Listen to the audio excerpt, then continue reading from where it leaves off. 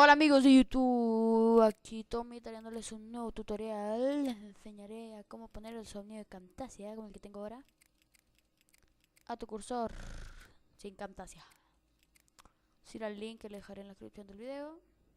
Le haga llamado cursor XP y un sonito de Camtasia que hace no el que tengo ahora, ya lo voy a mostrar. Bueno, lo descargamos. Vamos a inicio. Bueno, Weiser era mi nombre antes en YouTube, ya lo voy a cambiar.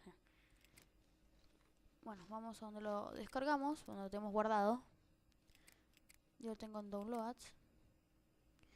Bueno, acá le damos clic derecho, ya saben, el sonido de extraer aquí. Acá le damos clic derecho para papa, no va a quedar este serial.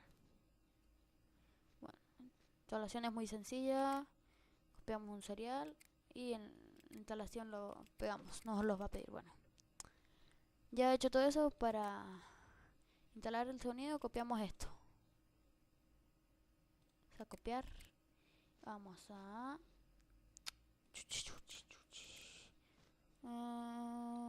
si tengo el cursor XP acá. No, no lo tengo.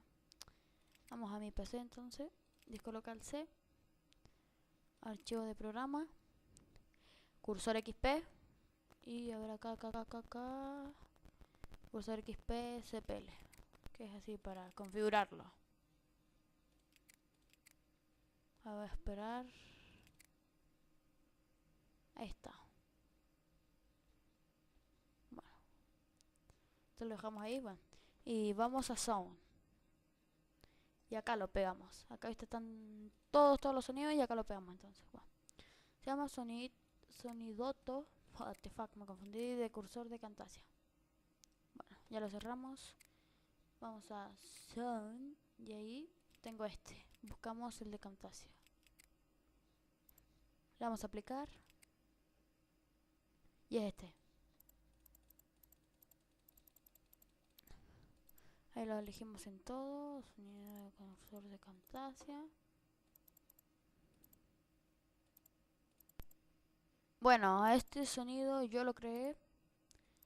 O sea, copié el sonido y lo configuro yo. O sea, le cambié el formato. Y ahí le vamos a aceptar. Bueno, amigos de YouTube, porque les ha gustado el tutorial, suscríbanse a mi canal y comenten.